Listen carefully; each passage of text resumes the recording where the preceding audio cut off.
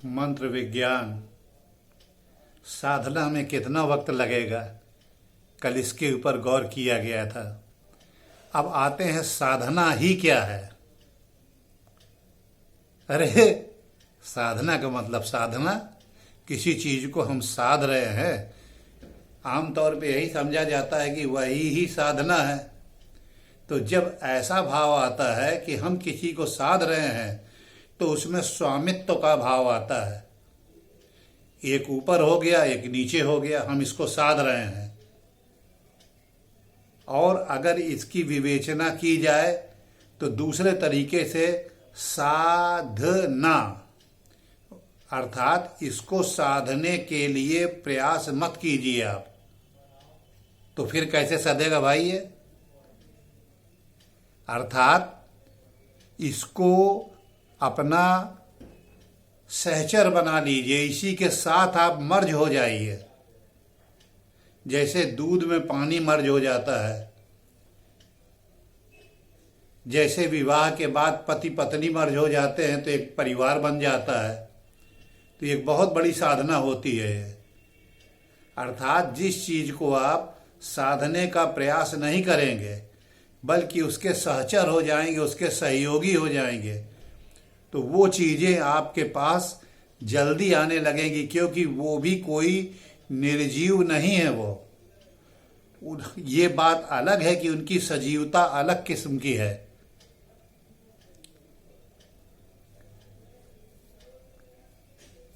अब वो सजीवता, वो भी चाहेगा कि वो आपको साध ले, आप चाहते हैं उसको साध ले, तो टग ऑफ वार चलेगा।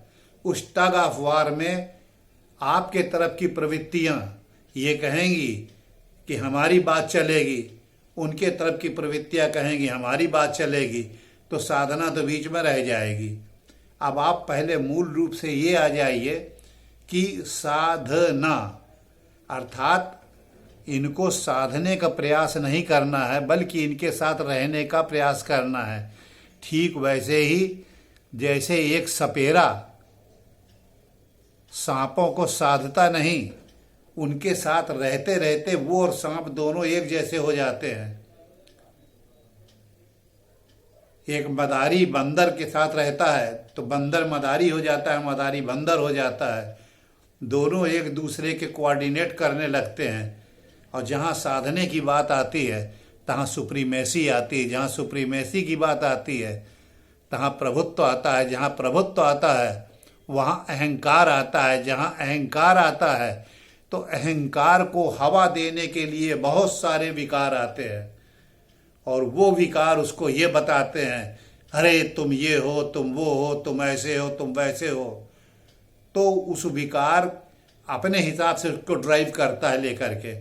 और विकारों की दुनिया में सबसे बड़ा विकार आता है, वो है काम विकार। अर्थात सृजन का जो सृष्टि में नियम बना हुआ है, सामाजिक वैधानिकता के साथ काम समन का और संतोत्पत्ति का, वो विकार सबसे ज़्यादा संसार में इस साधना के ऊपर आता है। कि जैसे ही आप कुछ चीज़ें पा जाते हैं तो वो कहता है ये ज़रूरत मेरी पूरी तुम करो, तुमने मुझको दबा के रखा था, अभी तक सप्रेस करके रखा था, ये सब नहीं चलेगा। दूसरी आती है चीज़ों की, वो इतना बड़ा है, वो इतना बड़ा है, वो पृथ्वी में 10 नंबर आ गया, 6 नंबर आ गया, 3 नंबर आ गया, तुम किस नंबर पे हो? संपत्ति विकार, अर्थात तमाम चीजों को जोड़ने का विकार। अब इन सब चीजों के ऊपर एक विकार और आके हावी हो जाता है। वो क्या होता है? अहंकार का विकार। मैं सब कुछ हूं, तो वो डिक्टेटर बन जाता है। अब इन सब विकारों के टसल में आपकी साधना जो सधी थी वो यूज्ड हो जाती है। इसीलिए आपने अक्सर देखा होगा बहुत बड़े बड़े साधक जा कर के भी अपनी साधना के अंत में काम विकार के दलदल में गिर जाते हैं और उसी में लसड़ पसड़ करते हुए कभी अंदर रहते हैं, कभी बाहर रहते हैं। और बाद में कहते हैं अरे ये क्षणिक आवेश में मुझसे हो गया। आपको साधना के ऊपर जब चलना है तो आपको सबसे पहले दो तरीके से साधना चलती है। ये देखिए हाथ मेरा है, ये एक इधर है एक इधर है, ये दो किस्म के रंग चलेंगे साधना में। एक कहता है कि सब चीज़ों का भोग कर लो, इतना भोग करो इतना भोग करो, छक के भोग करो कि भोग की इच्छा ही न रह जाए। वो पंथ वाले जो चलते हैं तो सब कुछ भोग करने के बाद उनके सामने कोई भी भोग आता है उनकी निगाह नहीं उठती, क्योंकि वो तो छक के भोग कर चुके हैं। जैसे राजा भर्तहरि थे, बड़े बड़े राजा महाराजा थे। ये पीछे सिद्धार्थ जी थे जो कि गौतम बुद्ध बने। आपके पास क्षमता है भोग करने की, पूरे संसार का सब भोग कर डालिए, इतना कर डालिए इतना कर डालिए इतना कर डालिए कि एकदम आपको कुछ भी नहीं बचेगा। अब आपको योग की जब विद्या में बैठेंगे तो आप एक नए संसार में तुरंत ही उतर जाएंगे।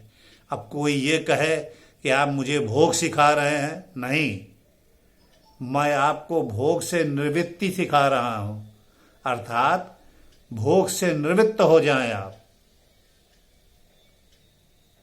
अब इसका दूसरा पहलू ये आता है कि कुछ लोग कहते हैं कि मुझे भोग करना ही नहीं है, मैं त्याग कर रहा हूँ।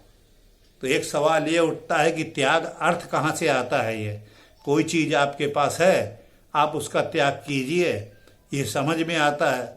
आप जिस चीज़ को पाए ही नहीं, जिसका आपने वहन ही नहीं किया, उसका आप त्याग कैसे कर सकते हैं? ऊपर से दिखाने के लिए ये त्याग रहेगा, परंतु अंदर से ही आपके उछलता रहेगा। जैसे ही आपके ऊपर हाई पावर कनेक्शन आएगा, फौरन वो सब अंदर झलमल झलमल झलमल करके जग जाएगा और फिर आप वहीं दौड़ जाएंगे उन सबको पाने के लिए। नतीजा ये होगा कि फिर आपका योग किनारे रह जाएगा। इससे बचने के लिए बहुत सारे योगी लोग ऐसे वीराने में, ऐसी गुफाओं में, ऐसी जगहों पर चले जाते हैं जहाँ पर कि कोई मानव न मानव जाति, एक वो होते हैं, एक प्रकृति होती है। धीरे धीरे करके वो सब चीज़ें दबती चली जाती हैं उनकी, और वो उसके अंदर से फिर उनके सब उत्तेजनाएं वहीं पर दब कर ख़त्म हो जाती है और फिर वो योग की तरफ बढ़ते हैं आगे। क्योंकि ये आपको एनर्जी से जुड़ना है, और एनर्जी से जुड़ने के लिए पहले आपको अपने भौतिक शरीर से खुद से जूझना है। अपनी इच्छाएं, महत्वाकांक्षाएं, अपनी लालसाएं, अहंकार, शारीरिक विकार, इन सब चीज़ों से जूझना है, सांसारिक आवश्यकताएं।